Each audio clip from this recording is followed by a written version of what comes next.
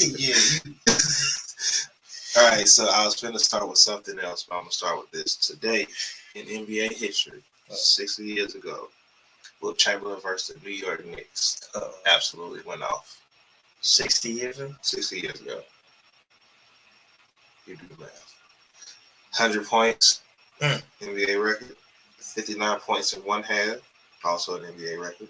36 field goals, also an NBA record.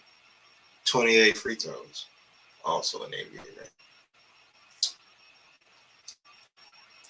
I don't know what else to say after that. You can go ahead, you can take it there, I guess. Wilt is the best basketball player ever. The greatest basketball on court. No, Wilt. So it's that versus the 100-point game. That was against the Knicks, right? Yeah. It's 100 points. Yeah, I had to kind of recalculate that. It's so funny after all these years. So it was only one person that had video of that game. One old lady. And I'm so shocked in this day and age the NBA hasn't somehow got that video or did something with it so we can see footage of that game. Mm-hmm. But Wilt we have a category of just Wilt records. And another for everybody else. So shout out to Wilt. Of course, it had to be against the Knicks. They probably were the only two teams in the league at the time. No, but shout out to Wilt, man. No, for sure. Like I said, just the fact that I know Kobe got the RP Kobe got the 80-point game. He had 75 3/4. But the fact that the closest we can get to somebody even coming close to scoring 100 in a game is 20 points. So that's still 19 off. Yeah, so like shout out to Wilt for being amazing. Like you said, RP to Wilt as well. Like I say, Wilt Chamberlain is one of those players who he has an argument for just being just the best basketball player ever, not the best NBA player ever. Right, and other people have scored 100 points in other settings, but that's the only professional 100-point game I've ever heard of. So I heard of college, high school, obviously D2, but college, maybe Euro. If somebody did in Europe, I think we would know about it. Maybe somebody had, and we've never heard about it. I've never heard of nobody else in professional sports scoring 100. So shout out to Wilt. Even in over summers when we hear these crazy numbers in the pickup game, right? Payne Pritchard dropped 90. Still like 8-point matter. So shout out to Wilt. With that being said, I'm John W. Fresh It. It's the Hoopers afternoon session. So second half of the season, not second half, quarter of the season left. Yeah. Dallas Mavericks beat up on the Los Angeles Lakers. Well, the Lakers tried to make it a close game in the second half. They ended up losing, and after losing, close the game out for them. But I'm here to talk about the Dallas Mavericks, who've been absolutely surging over. Just even before the All-Star break, I think they had one of the best records in February. Basically, since Luka came back from his COVID. Right. And then, of course, they made some trades, brought in Spencer Dinwiddie. Yep. Bertans. Then basically, I don't know. Do they still have Tim Hardaway? I think he's just hurt. Okay. Maybe that's why the offense. He wasn't traded. Maybe that's why the offense is playing so good. But Dallas has really been playing well, and that is spearheaded by Luka. Jalen Brunson, his backcourt mate, has been tremendous in his role as the second ball handler and as a spot-up shooter for them. That's what everybody thinks he's going to the Knicks for $40 million. He's going to get paid. He's going to get paid or something. Spencer Dinwiddie's been great off the bench. Dorian Finney-Smith has been playing great defense. Good job making his open jump shots. Dwight Powell, Max Keeler. He just got paid too. I don't have to go through all the players that are contributing. When he gets you paid, when you get you paid, because when you win, you're clearly playing good. But do you think Dallas has a chance to catch Utah? I understand they probably don't catch none of the teams in the top three. But do you think they can catch Utah? Maybe get home court advantage at least in the first.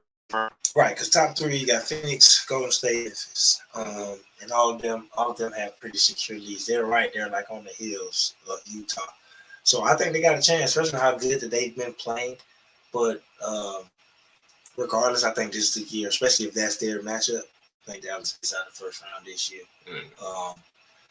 Luka, he had a slow start to the year. Obviously, a little slow start compared to what people thought he was going to have. Right. Then he went through the whole team went through their safety and protocols, COVID battle, just like everybody did around that time.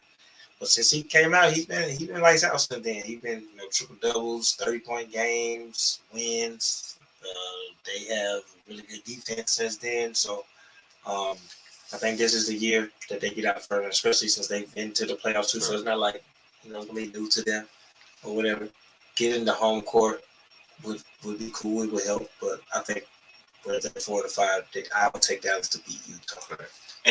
Right. And even just speaking of how good they are defensively, they're number one in against 3-pointers made at 10 a game, which is amazing when you think about the league now. I think they were number one in points allowed, and they were top 2 in one more stat.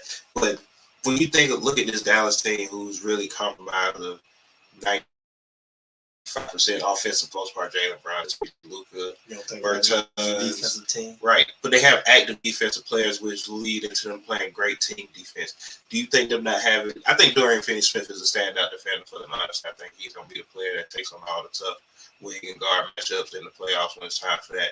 But I think they're good as a team defensively. Do you think that would be good enough to make noise where they don't have like somebody going there and get a stop? Yeah, because they're actually, even though they don't have the traditional defensive lockdown players you may think of, it seems like they have been committed to playing defense, and that's just as good. Honestly, I think it looks good that, and I'm sure, as I say this, you probably can find a lapse in defense during it. But Luka seems like he's been trying to be engaged. He don't seem like he want to be the weak link out there. That's what you always worry about with the young star player that's carrying the offensive load. Is he going to take breaks on defense? And no, he's not guarding the best players. I did see him, take the ball a few times last night. But, just to have him engaged was good for the whole team. So Dallas is good enough to keep it up. I don't think they make it past the second round, but I got them winning in the first round as a fighting opponent. We'll reconvene when the playoffs come and see. Right. And then just even speaking on the offense, I know you're saying because you've always preached that you don't want to just see Luka hold on to the ball and be forced into his role where he only plays on the ball. He doesn't learn how to pass the ball with the ball handlers. You say, you just love Spencer then we come off the bench because you can run him, Luka, and Jaylen Brunson all together. And, Luka doesn't have to worry about being on the balls, but Spencer not going to let him do that. Exactly. Like Jaylen Brunson, who's they're going to get paid all season, showing that he's more than capable of ball handling. Do you think that's really the biggest growth of the team this year? It's not all 100% Luka. And it is other guards doing not just shooting threes, but handling the ball, playmaking. Yeah, because at the end of the day, it always makes you more versatile when more than one person is touching the ball. I still haven't seen a team win the championship like that yet, for real. Even if you go to the LeBron years, the years when he just overly dominates the ball are the years that they won the championship. So it keeps everyone guessing, keeps people engaged. Mm-hmm. In such an offensive era, you got to have more offensive threats. And, these are the best players in the world. Everybody don't want to just stand and watch you doing things. They want to eat too.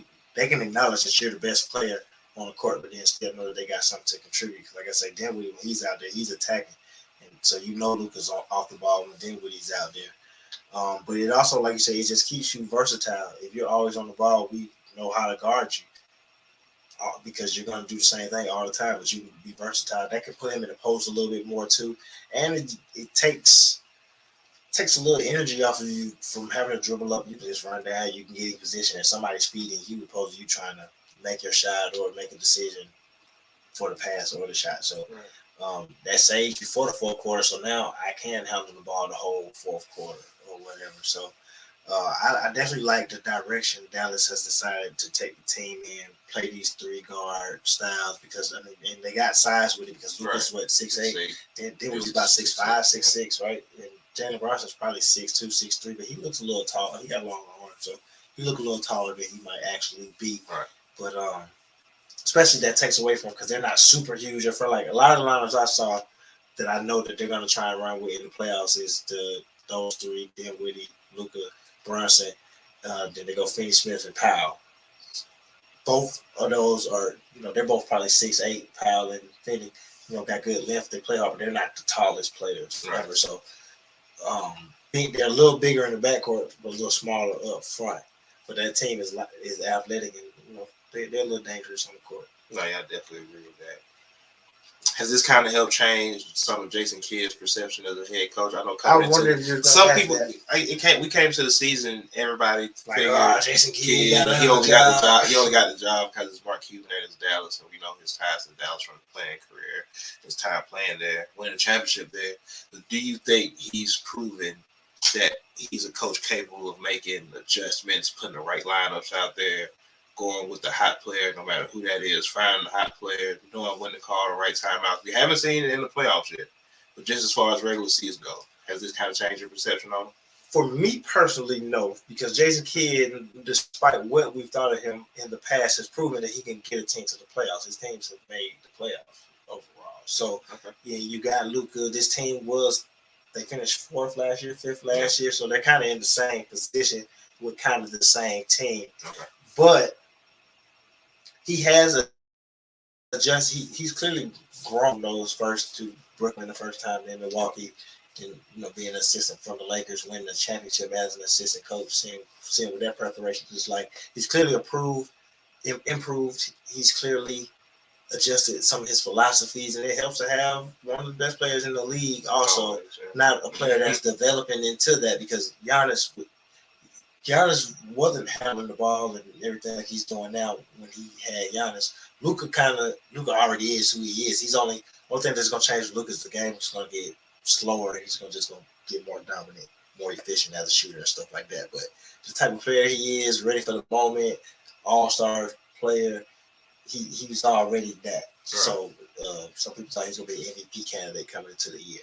So I think the playoffs, how they look in the playoffs, if they're able to win a round, because then it's like, all right, y'all actually did take a step forward this year, because like I said, they're kind of in the same position as last year. Winning the playoffs, you kind of take a step forward. For me personally, it's going to take them being consistent next year, finishing top 3 with what they should have for me to take Jason Kidd a little more seriously. That makes sense, though. That's all fair, because like you say, I don't think this team was a team you had to develop, because this has been a consistent playoff team over the last couple of years. So Jason Kidd just had to come in and just put in whatever his touches was to the offense. Because when they were struggling at the beginning of the year, people were disappointed. Like, we thought Dallas was going to be home court advantage. So we kind of expected them to be here. And they were like top 2 now, or top 3, just 2 spots up in the standing, but they were top 3.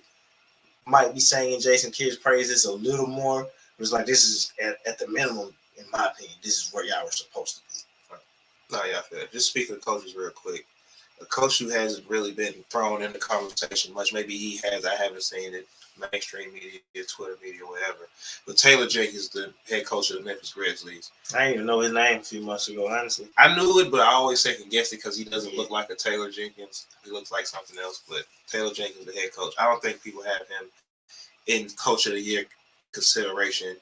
And I know me and you were talking earlier off camera saying that maybe he should be, because of the way he's coached Memphis this year. And just the way that Memphis is playing, because I know a lot of people brought up, when they were talking about why Ja can't be MVP, Memphis going 12-2 without him. I think that leads credence to how Taylor Jenkins has set in a certain system and just everything, to no matter who's missing, we're going to be okay, even if it is our all-star starting point guard.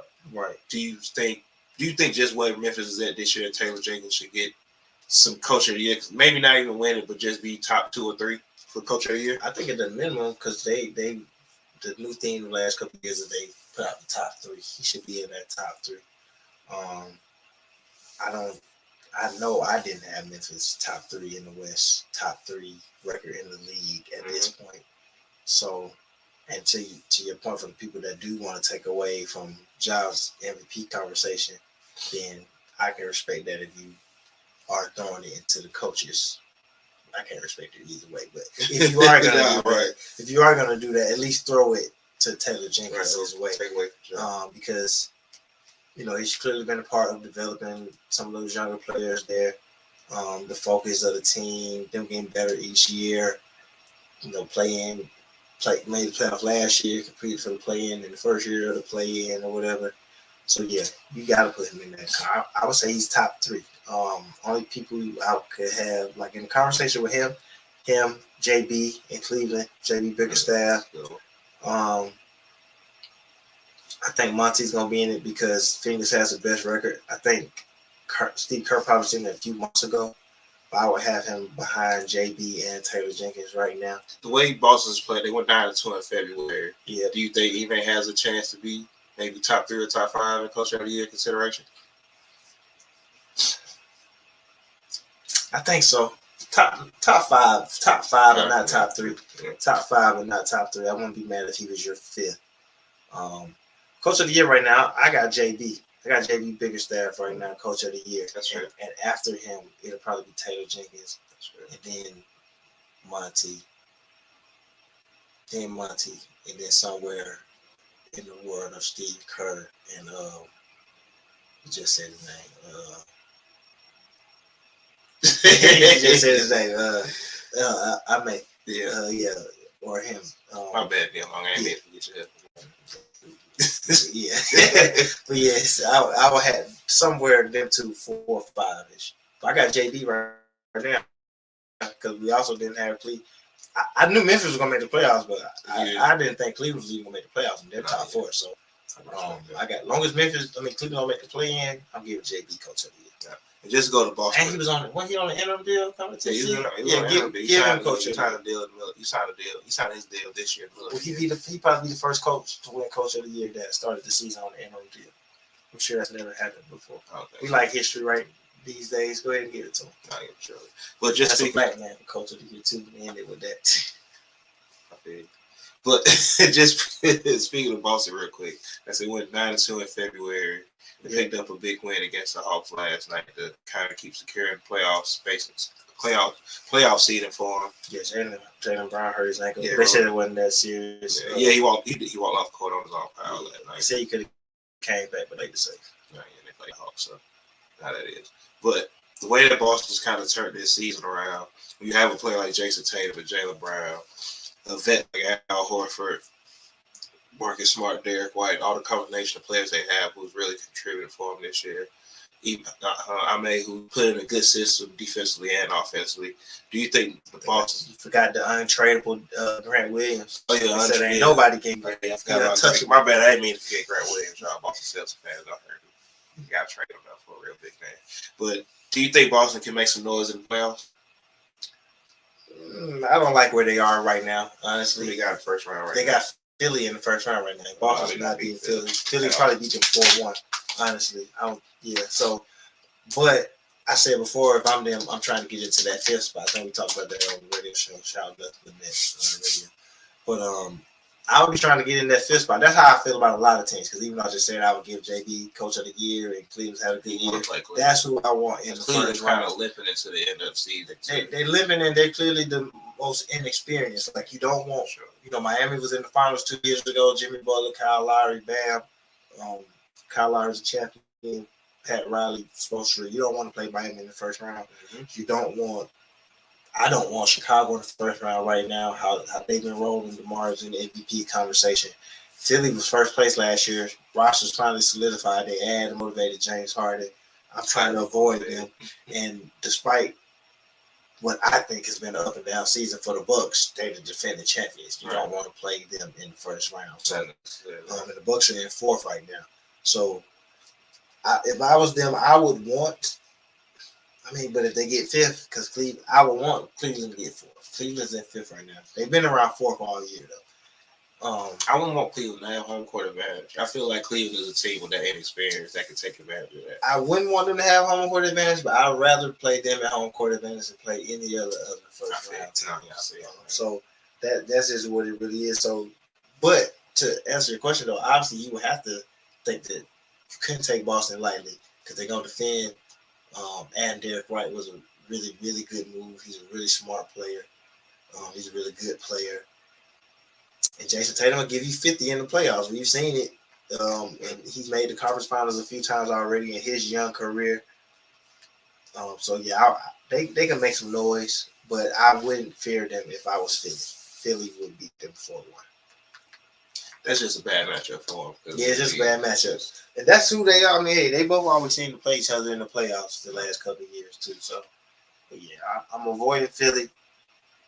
I probably would take my chances with the Bucks. Honestly, I probably take my chances with the Bucks. I just would prefer to play Cleveland over the Bucks. But I don't want to play Philly.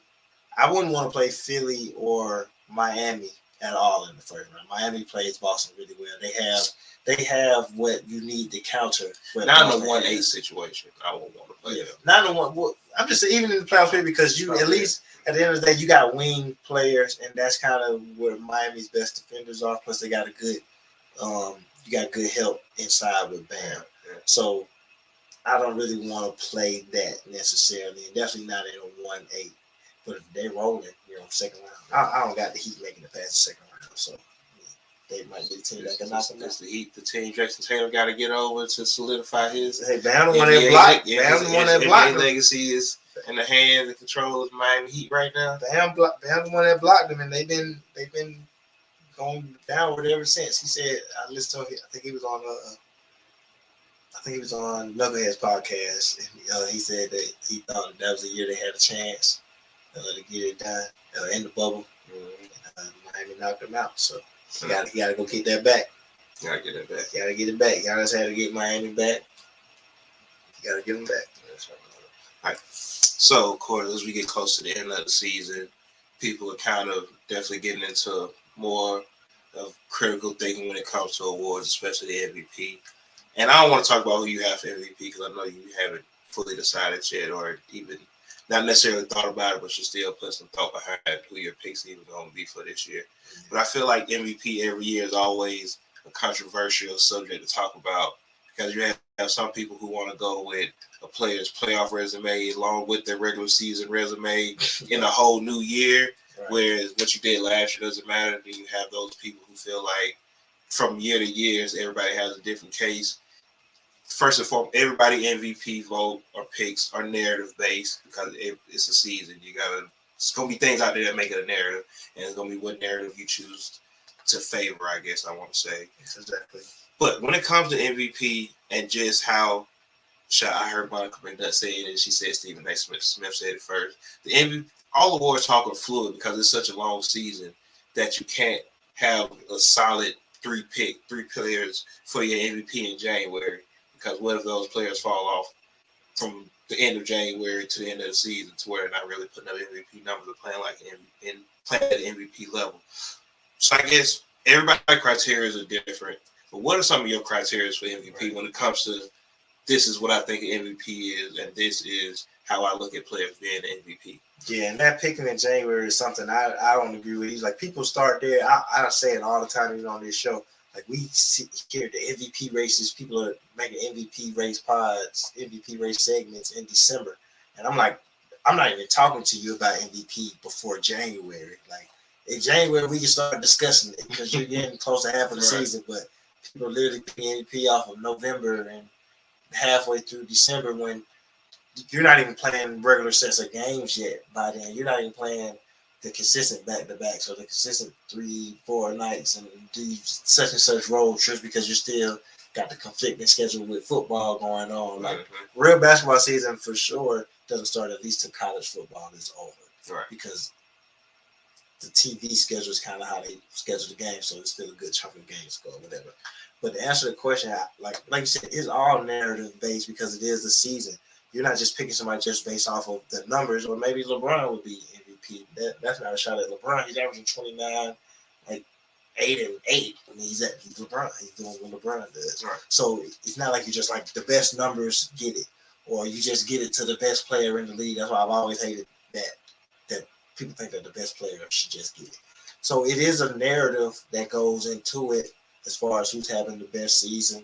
Did you expect to see this out of here, out of this team, this player? Even if you did expect it, are they kind of exceeding? Like I expected Ja to average 25 this year. He averaged 28, 27. Just like I didn't really see that coming. I know it's only 2 points, but it's like that's a big difference. That's a big difference to me personally. That's a big difference. So to sum it up, because I know I'm going all over the place with your question or whatever, but for me, it is a matter of the numbers you put up, because that's how we can quantify what you're doing, how well your team is playing. I've never seen an 8 seed win MVP. It just don't happen. You might finish Steph finished third in voting last year because he went so crazy at the end of the season, but he was never going to win that MVP. No. Westbrook is the lowest seed, I believe, to ever win MVP. They were 6. Yeah. He averaged the first triple-double in 30 years or whatever. So the team success kind of goes into it. You don't necessarily have to be the best team, but I definitely personally look at you a little different if y'all are worse than the better team, especially if this conversation is their first and you're 7th or whatever. Mm-hmm. Like I said, I know Westbrook and it was Westbrook and James, right? James was in first, Westbrook was in 6th or whatever. No, he was third.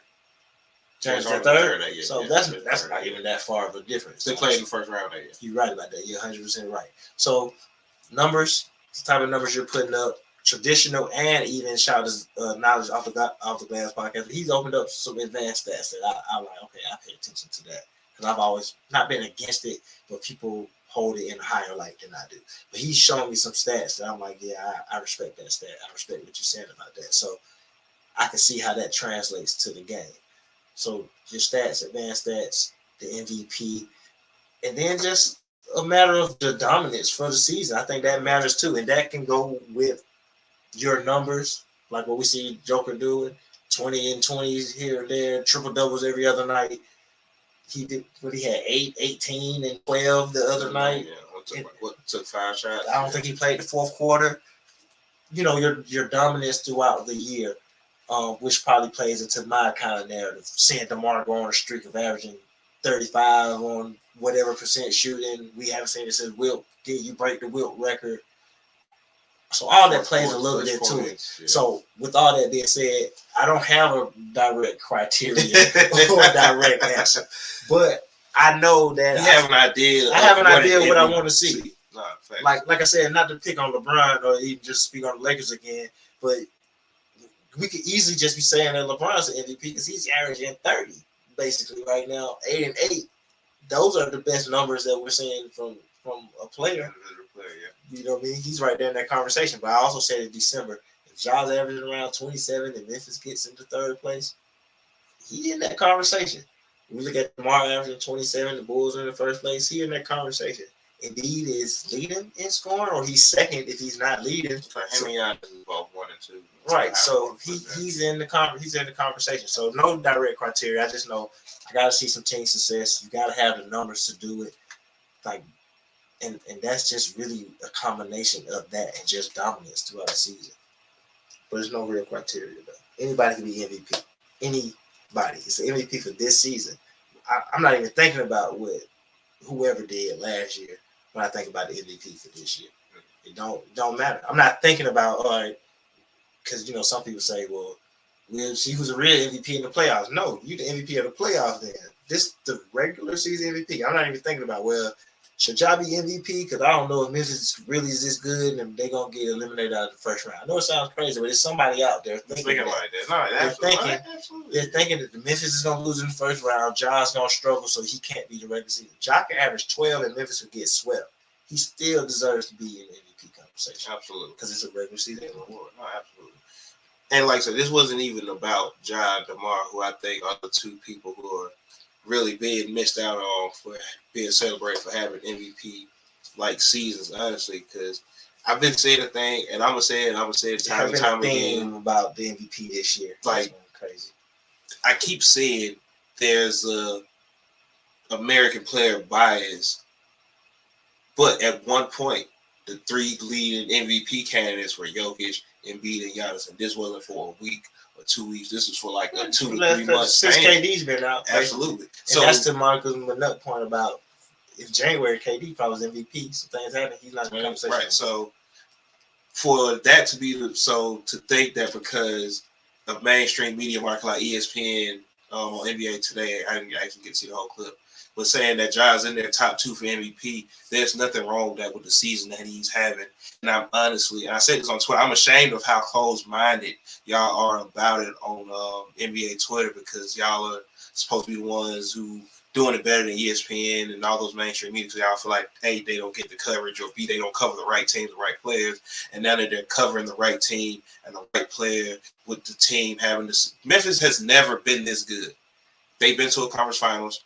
They put out a 1 seed. First conference finals like 10 years ago. They were 8th seed that put out a 1 seed. They've had all-stars. They had a defense player of the year. They've had all defensive players. They had all MVP. They've had all NBA players. No MVPs. No MVPs, my bad. No MVPs. They've never had a player to score 50. I just got that for the first time. This is probably Ja Morant, realistically. Shout out to the Is year. he his first All-Star starter? I think he so. is. Powell never started. I'm pretty sure Mark didn't never start. started. Zebo didn't start. That's all they all start. He's probably going to be first team All NBA this year. Shout out to West Steph and all the other point. Ja Morant is going to be first team All NBA. So Steph not on first team? No. Okay. Steph is going to be second team. Because DeMar's going to be first team. Ja Morant and DeMar DeRozan first team is going to be first team All NBA in the backcourt. I'm behind that. Taylor Jenkins is probably going to be coach of the year, should be coach of the year in that consideration. They're going to have an all defensive player in Jaren Jackson, who's probably going to He's going to finish top 3. Top 3. I said all defense. He's going to be top 3 in defense. Defense player of the year. He's definitely going to finish top 3. Yeah. And all this, and y'all, once ESPN starts covering this, y'all hate it, and that just shows how y'all not ready for the y'all not ready to do it how y'all think y'all ready to do it because y'all are still closed-minded. Y'all sound like old heads when Derrick Rose won the MVP in his 3rd season. Y'all not ready for it, so y'all don't see it and y'all can't see the vision. You don't have to be 27 in your 5th year on your 3rd season, averaging 27, 12, and 6. You don't have to. You don't have to have a historical season. You just have to be having a really technically it is a historical season. Yeah, and the Memphis Grizzlies. Yes, you're right. So technically it still is, but it's not the history that people want. Right, it's not NBA history, and it's not. But like you said, overall, everyone on NBA Twitter asks for the mainstream media to talk about these other teams, and one of them is in the conversation. And I saw way more outrage about it because people think that some of the takes are crazy than people just accepting that, hey, they talking about Memphis. I mean, who would have thought that we would be talking about Memphis as a leading point at this point in the season, in any season? I mean, the grit and grind teams didn't get that. I can remember the first time Memphis made the playoffs, and Pau Gasol took them to the playoffs. They got swept in their first 2 playoff series. Pau Gasol took them to both of them. They didn't win their first playoff game until 13, I think. I think the Z-Bowl team was the first team to win the playoff series. Playoff game. Yeah, playoff game. Playoff series. Playoff game. Right. They playoffs. Literally getting swept. So for them to get some recognition on ESPN, I don't care if they say it's Ja Morant, the best player in the NBA. Let's let them have that conversation. That brings some attention to Memphis. And now y'all go against that conversation and y'all question that conversation. Right. I would don't be outraged about it. I literally wouldn't be mad if ESPN headline the story today, NBA Today, is Ja Morant the best point guard in the NBA. And then we're going to start talking about is he better than Steph? We should put him in the best player conversation. And then we got to really talk about Memphis for a couple of days. That's talking about a small market team. I mean, that's what we want. So that's seeing somebody different. Like you said, they could be forcing not to pick on him again. It's just an easy person to bring up because the numbers are there. They could be forcing is LeBron the MVP narrative. He's dragging this Laker team into the play-in. And he's averaging 30, but instead people are saying that they got Ja Morant second. And people want credit. They didn't even call him MVP. They say if they call him second, and now nobody wants ESPN to talk about Memphis again. I ain't got nothing else to say. No, I don't either. I ain't even want to go on a rant like that, but it is crazy. It's absolutely ridiculous for real because this is what y'all wanted to cover. These is the things y'all wanted to talk about for so many years while y'all was so sick and tired of. I'm tired of ESPN. I'm tired of Fox Sports 1. I'm tired of this. I'm tired of that. Blah blah blah. Y'all just tired and closed-minded, and that's just what it is. I don't got nothing else to say. I ain't gonna lie. You want to get us out of here? Yeah, closed-mindedness is how the game don't go, man. Shout out to Memphis. Ja is not better than Steph, but he is. Right, first and foremost. Is he the second best point guard in the NBA? And today, who's playing better than him? I mean, earlier in the year, people said it was Trae Young. Today, who's playing better than him and playing consistently? So is Ja better than Trae Young? Today, yeah. It's a long season. All right. Shout out it's a long season. Shout out to Is Trae Young in MVP consideration, top 5 or otherwise? Shout out to all the viewers. Nah, for real though. For real, All right, go ahead. For real though. Shout out to all the viewers, everyone that tunes in every Wednesday for the Hoopers Afternoon session. Shout out to the Off the Ball Network for the platform. Like we used to say, we're here. I say it every Tuesday. We're here every Wednesday 12 o'clock for the Hooper afternoon session. You can catch us on Off the Ball's Facebook page, the Hoopers YouTube page. Shout out to all our subscribers on there. The Hoopers Twitter page. Shout out to all the followers on there. Go to YouTube if you already don't subscribe to the page. Just search the Hoopers Pod. You can go back and watch this episode again. It'll be on there later. Anywhere podcasts are available, just search the Hoopers Pod.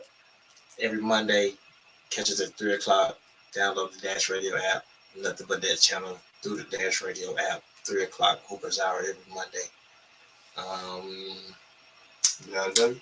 First X. This was the Hoopers afternoon session.